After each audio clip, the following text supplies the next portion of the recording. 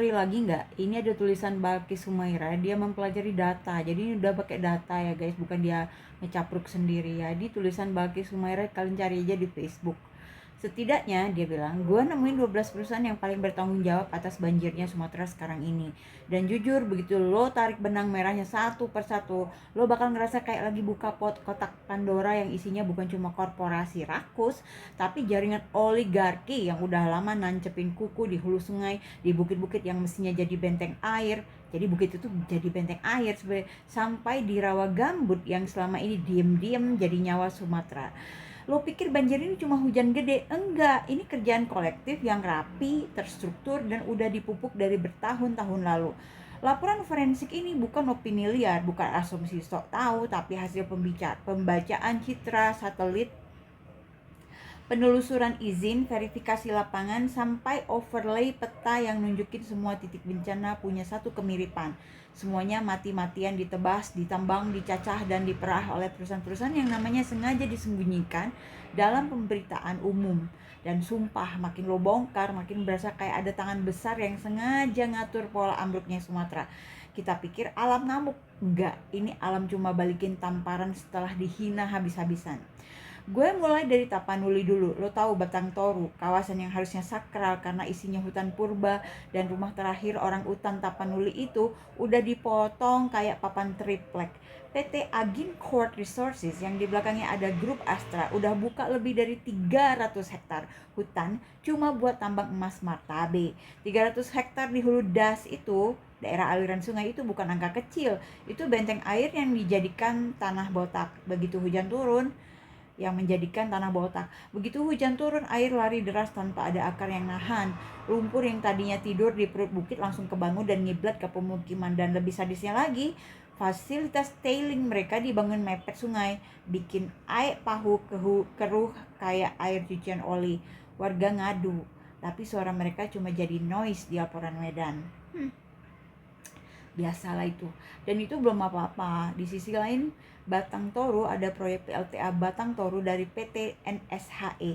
Lo kira energi hijau ini selalu baik-baik aja? Enggak. PLTA ini udah ngabisin 350 hektar hutan dari hulu sampai koridor sungai, bikin terowongan panjang yang ngubah debit air seenaknya, dan limbah galiannya dibiarkan numpuk sampai nyumbat sungai. Makanya pas banjir gede kemarin, kayu-kayu gelondongan ngambang kayak bala tentaranya air. Kayu mati itu nggak muncul dari langit, itu hasil land clearing. Land clearing itu artinya penebangan habis-habisan sampai botak, yang keburu hanyut karena nggak pernah diberesin.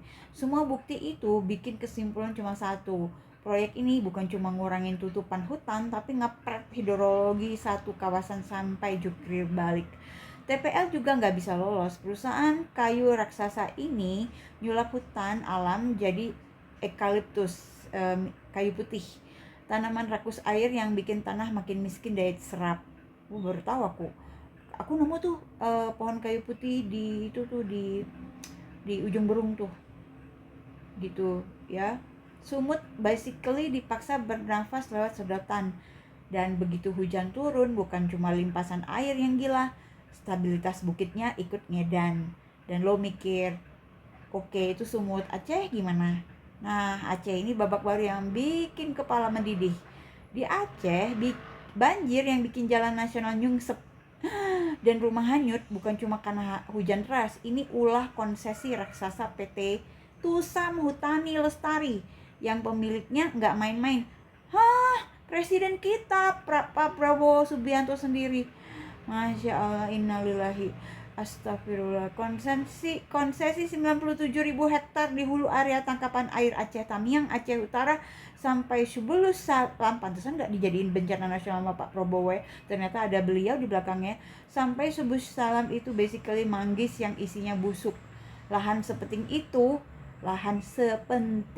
menurut aku cadel, lahan sepenting itu di posisi hulu yang jadi pengendali aliran air dikelola dengan model industri pinus. Lo bayangin hulu sungai dikasih monokultur di wilayah berkontur ekstrim yang tiap tahun diguyur hujan.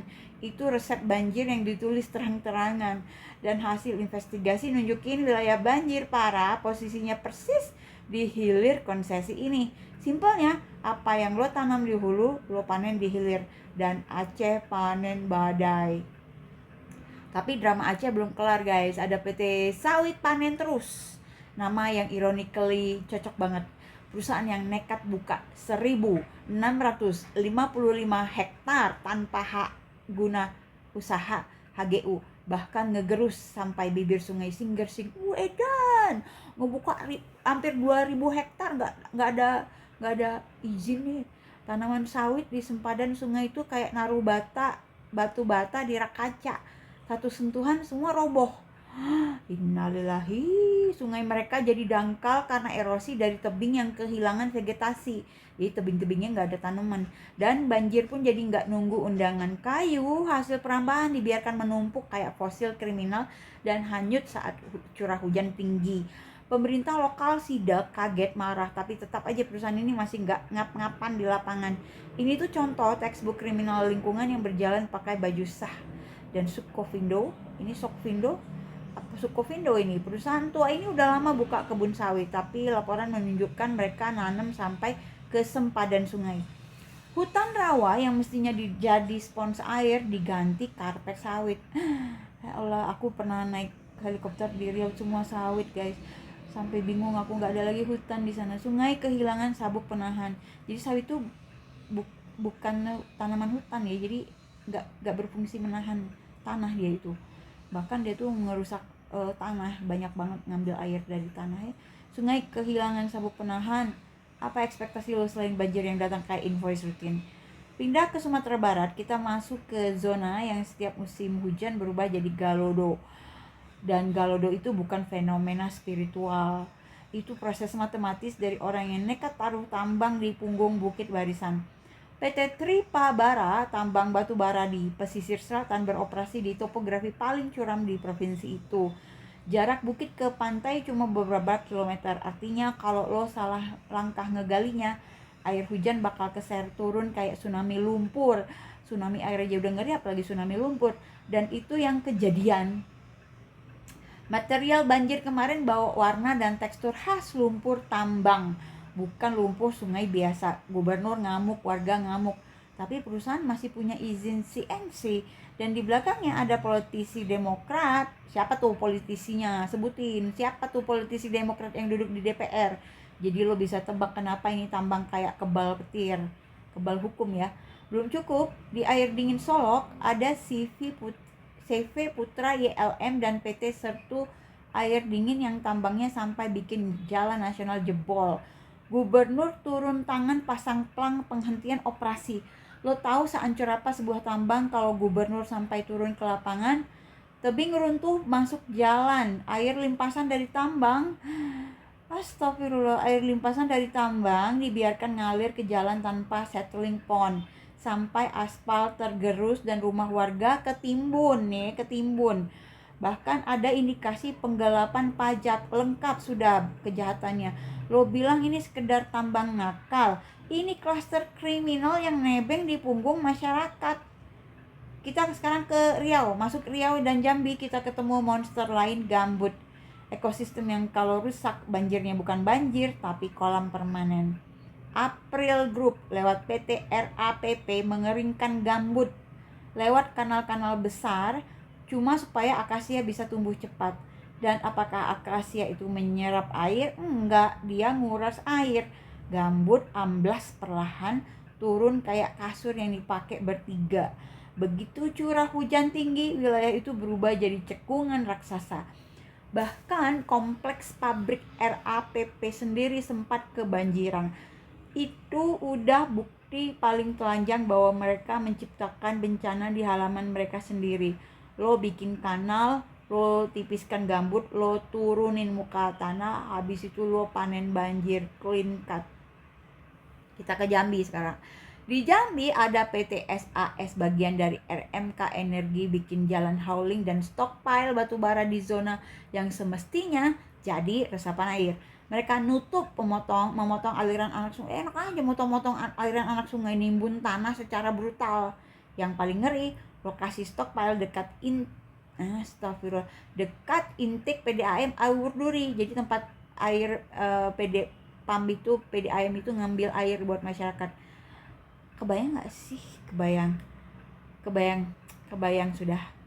Jadi bukan cuma banjir, tapi ancaman air minum 20 warga juga ikut dipertaruhkan demi batu bara. Bisa jadi kontaminasi juga sih. Lo baca datanya aja udah muak kan. WKS di Jambi, anaknya APP Sinarmas, memegang 290.000 hektar. Kita genepin aja 300.000 hektar lah HTI. Lo bayangin, hampir 300.000 hektar. Itu satu landscape, bukan perusahaan lagi. Di tangan mereka, hutan gambut diganti akasia. Tanahnya turun, airnya hilang daya serap, banjir jadi ritual tahunan. Dan tiap kali banjir, mereka bagi-bagi sembako sambil senyum foto. Lo tahu itu apa? Itu bukan solusi, itu alibi. Ya, supaya jangan diamuk masa. Paling selatan, Sumsel dan Bengkulu. Kita ketemu Pria Manaya Group dan PT Kusuma Raya Utama. Dua-duanya main batu bara. Dua-duanya nimbun masalah. Pria Manaya Group milik Zan Farij bikin jalan hauling yang memotong jalur air warga. Sawah yang dulu adem malah tenggelam tiap hujan deras. Limbah PLTU yang mereka jalankan pun bikin warga ngerasa air dan udara berubah jadi racun pelan-pelan. Wah, jadi PLTU, aduh, kenapa nggak pakai solar energi aja sih Indonesia itu? Pakai itu loh, apa? Solar system. Beberapa tahun lalu mereka bahkan kena sanksi, tapi kayak biasa, sanksi cuma jadi catatan kaki. Perusahaan tetap lari, rakyat yang kepleset. Bukan kepleset sih, yang menderita. PT Kusuma Raya Utama di Bengkulu.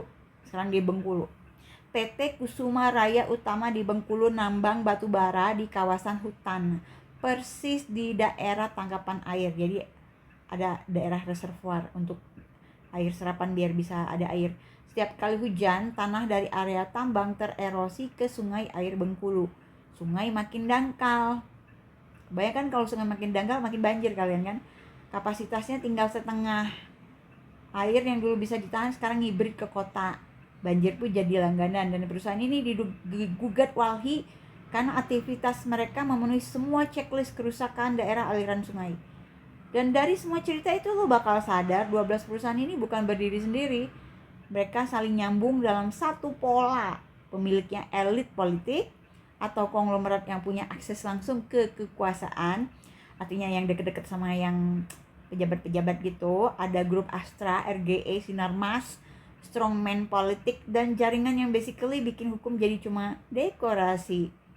Ini kenapa banjir di Sumatera kelihatan kayak tragedi alam, padahal ini ecocide. Ecocide itu pembunuhan ekosistem yang dilegalkan. Ini bukan fenomena acak, ini hasil keputusan-keputusan bisnis yang sejak awal udah ngehianatin logika ruang.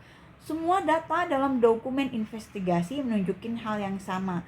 Banjir Sumatera bukan takdir, tapi produk dari sistem perizinan yang bocor, pengawasan yang pura-pura, dan pemerintah yang lebih takut sama pemilik modal daripada rakyat di hilir sungai. Jadi kalau rakyat mendingan rame-rame aja deh.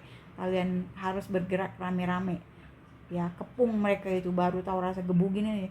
Dan kalau semua ini nggak dibongkar habis-habisan sekarang, Sumatera bakal terus banjir bukan karena hujan makin ganas, tapi karena orang-orang yang duduk di atas makin tebal.